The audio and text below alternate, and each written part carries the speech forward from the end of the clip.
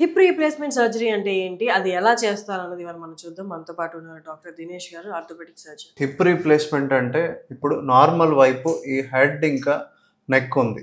Same ఇటువైపు మీరు observe చేస్తే ఆ హెడ్ నెక్ బదులు ఈ ఇంప్లాంట్ అనేది ఇన్సర్ట్ చేశాం. దీన్ని పూర్తిగా ఇది లోపల ఎముకలో కూర్చుంటుంది అనమాట. కూర్చొని ఇక్కడ కూడా సేమ్ నెక్ పార్ట్ ఉంటుంది, హెడ్ పార్ట్ ఉంటుంది.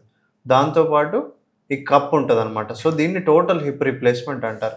అలాగే హెమీ రీప్లేస్మెంట్ అంటే ఈ కప్పు పార్ట్ ఉండదు అనమాట. ఓన్లీ ఈ హెడ్ పార్ట్ ఇంకా ఈ లోపల కూర్చునే ఇలా రాడ్ లాగా ఉంటుంది అనమాట. సో దీన్ని హెమీ రీప్లేస్మెంట్ అంటారు. సో ఇది డిఫరెన్స్ అనమాట.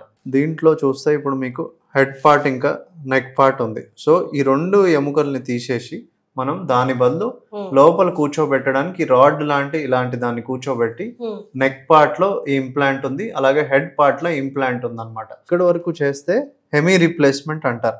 టోటల్ హిప్ రీప్లేస్మెంట్ అంటే ఈ కప్ పార్ట్ అంటే అస్టాబ్లం అంటారు. సో ఈ కప్ పార్ట్ కూడా రీప్లేస్ చేస్తే టోటల్ హిప్ రీప్లేస్మెంట్.